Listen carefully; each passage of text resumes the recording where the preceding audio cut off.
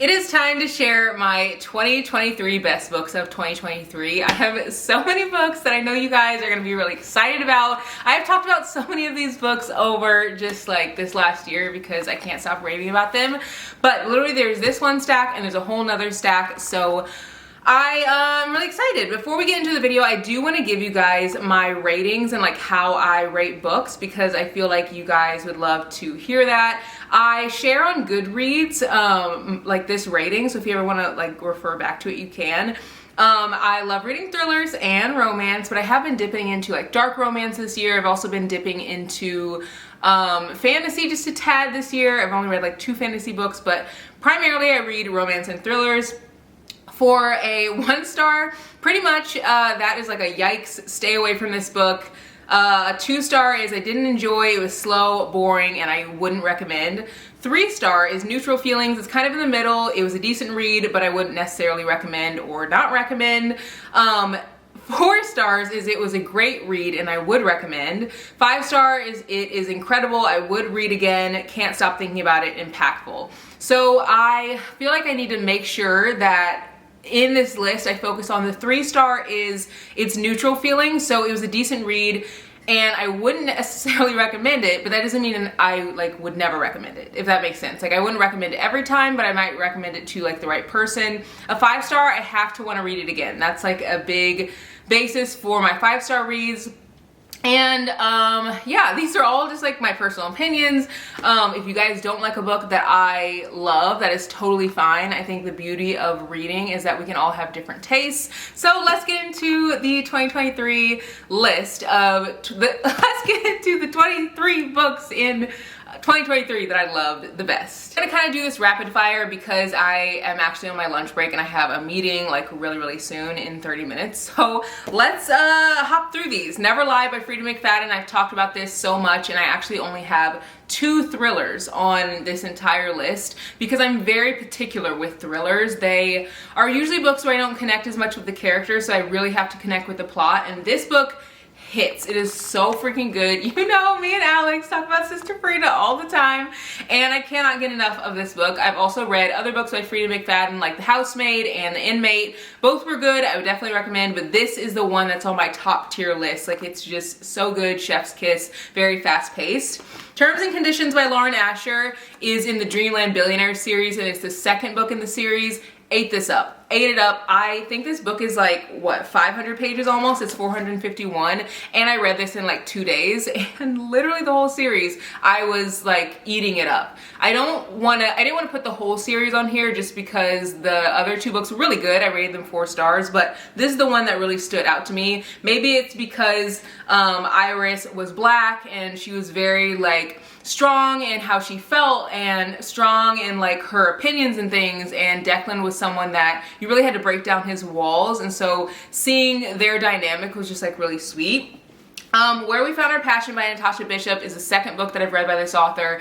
She's an autobiographer for me. Literally, I read this book, and this is book 3 in the series, and I read it because someone on TikTok said this one is good, and I immediately bought the rest of the series. One thing about Natasha Bishop's writing is that it literally feels like the culture. Like, it feels so like, it feels like when I get together with my aunts and uncles and cousins and stuff on Thanksgiving and we just like have the best time. That's what it feels like in a book. I can't even explain it. Her writing is really easy to read. You get through really fast, but also in her romances, she usually adds some kind of other like subplot that the characters are working through, which I really enjoy. It keeps me super invested. Also, sorry about the lighting. Like, it's kind of like sunny sometimes and the sun moves, so it'll like be changing over time.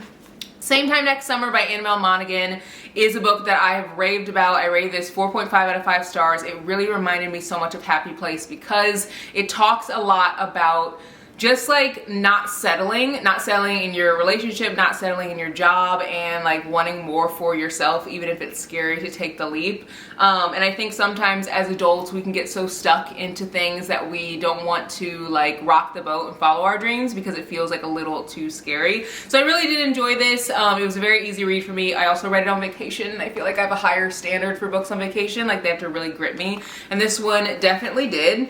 I also like books that are kind of introspective, and I feel like this is one kind of like that. It makes you think.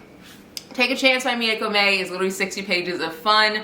All of these books are different. Like, I like them for different reasons. So make sure when you're like looking at the recommendations that I give, make sure that you're like really focusing on what I'm recommending, because some of these books are just pure fun. Like this, I didn't learn anything about myself. I didn't learn anything about the world.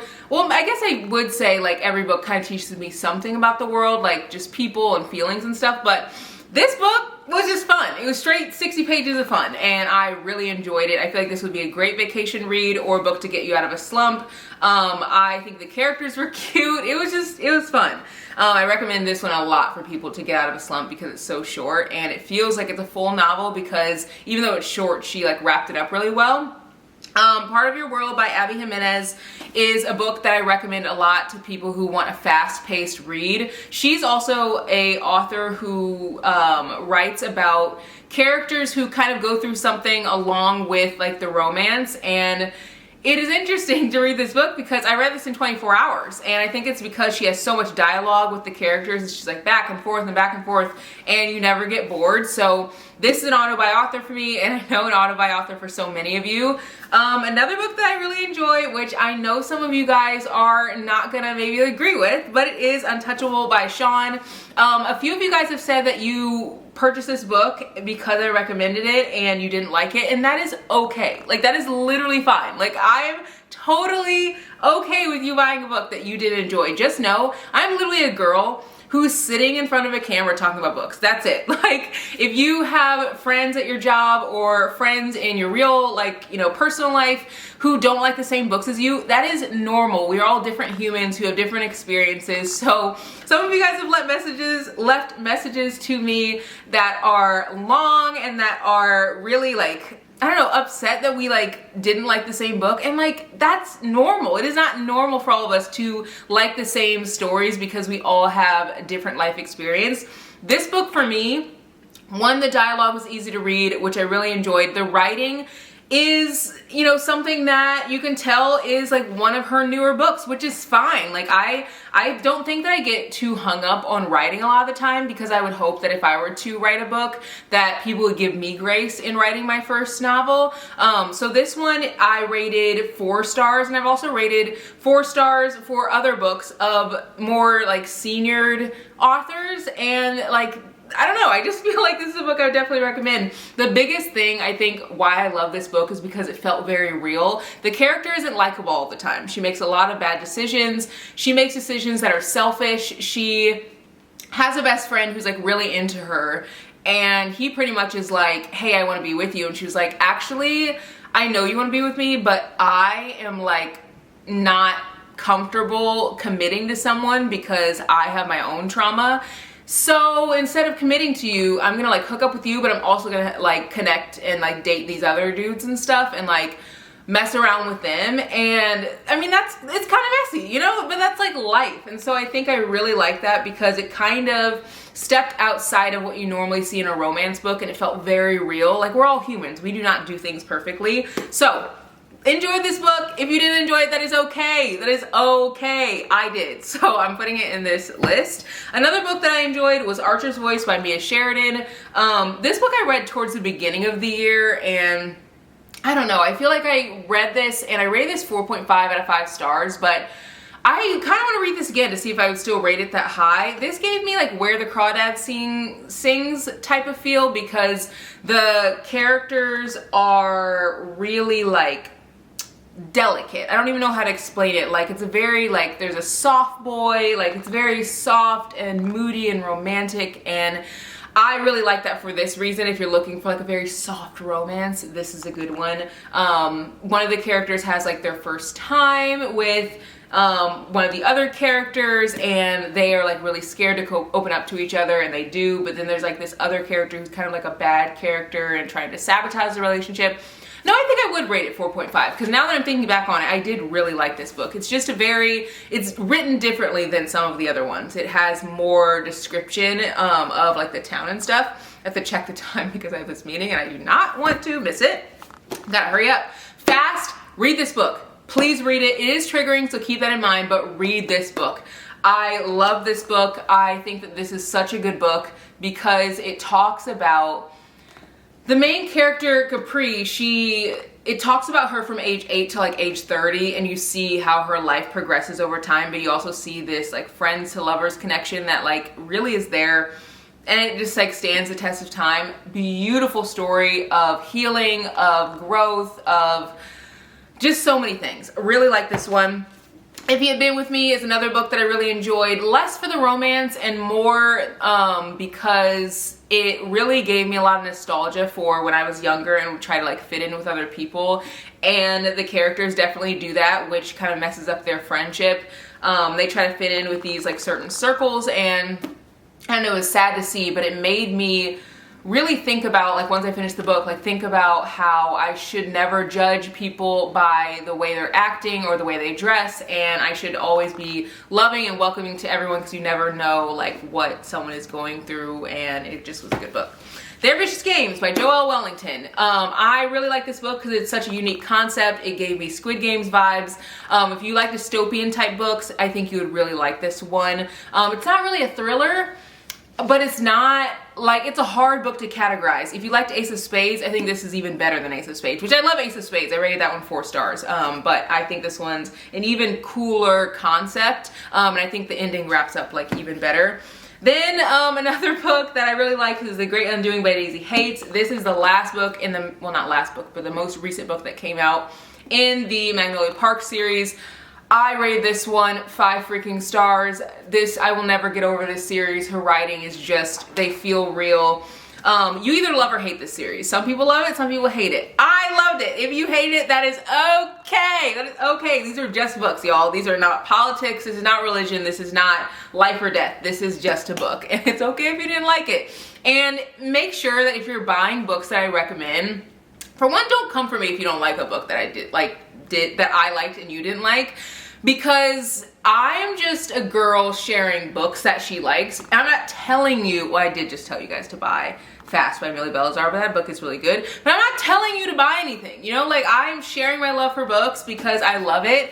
And if you want to buy it, like that's on you, you know, and I hope that you love it. But I think we all have a different life experience. I think about how, Alex on her channel, if you guys aren't following her, you guys should. Literally love her.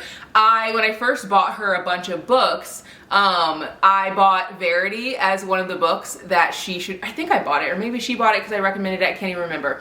And I usually don't recommend Colleen Hoover books to people who've been reading for a while. I usually recommend them to new readers. And I shared like, hey, you should read this book. This will be a good one. I think you'd really like it. She hated it. That's fine. That is totally fine. That's normal. Like, and as she's grown in her reading, she's only been like really reading like romance and thrillers for like 3 months now. Now she's like really obsessed with thrillers, but I remember when she first started reading, she was like, actually, I don't want to read thrillers. They might be too scary for me. And she only wanted books that had no spice, and now she loves books with spice, but then she's like being conscious of the books that she takes in because she doesn't want to read too much spice.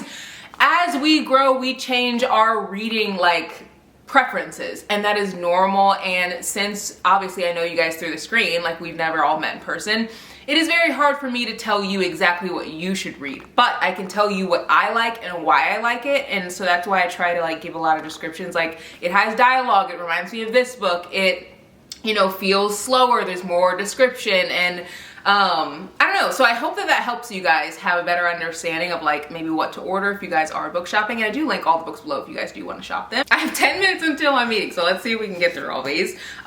Wait for You by Jennifer Lynn Armentrout is a book that I wanted to add to this list because I don't feel like I hear a lot of people talk about this, but this book is, I mean, it's not groundbreaking, but it does remind me so much of like the books that I read when I was in high school. The writing in like 2000s, like early 2000s was different. And I think it was different because now we see a lot of couples, but they don't have that like I'm obsessed with you, like soul tie, you're a part of who I am type of thing. And maybe it's because we recognize that as humans who are in love, like we are very different people. I have something in my eye, oh my gosh. We're very different people, and we maybe should rely on people, but we shouldn't like, I don't know, act like they're the air that we breathe. I feel like in books in 2000s, they literally acted like the person that they were with was like if that person died, like they would also cease to exist. this book gives that vibe. Like, they're just so, oh, I just love it. I love it so much. It gave me a lot of nostalgia, and it's written in a like older type of writing way. And I think it's because it was released. When was this released? 2013 is when it was first published. So that's why it gives that feel. They did make a new cover for it. So that's why the cover is a little bit more updated and doesn't have like a person on the front. Long Way Home, Magnolia Parks was a 5-star read for me. I've talked enough about this series, but if you like dialogue, if you like characters that feel real, if you like Gossip Girl, you like drama, this series is for you. Everyone will not like it, but I loved it, and it does take a while to get used to the writing because it's so different, but I just can't even explain it. Literally, the characters will like talk to you like you're a friend in the book, but you're literally a reader. It's just a unique experience. Before I Let Go by Candy Ryan, rated this 5 stars. Love her writing. Bawled like a baby reading this. I recommended this to so many of my friends. Alex, she read this, literally bawled like a baby and read it. Andrea, one of my friends, if you guys don't follow her, you guys should. She bawled like a baby reading this. It is just such a powerful book. I haven't read a lot of second chance romances like this, I think because the divorce in this book that is like at the start of the book, like you literally know that they're already divorced and they're trying to navigate life. Co-parenting, I feel like that already like puts a strain on how you feel about the two people because you can feel how hard it is for them. And then when you figure out why they divorced, it's like, whew, I want to read this again. The second book comes out next year and I cannot wait. Happy Place by Emily Henry. Really love this book. This book is another book that I do not recommend to new readers. And the reason is because Emily Henry's writing, I think, takes a while to get into. But I love her books. She's also an auto-buy author for me. But again, her books, Taylor Jenkins Reid's books, some of Kennedy Ryan's books, some of the pacing takes a little longer to get into, but the payout is huge because the weight of the book like sits with you for ever.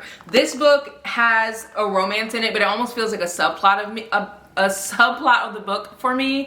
It feels like it's more about friendship, like when you get out of college trying to keep your friend group together, but you're all going in different directions, trying to figure out like what the heck you want your life to look like. This book kind of feels like that. I'm checking the time and oh my gosh, we're so tight on time.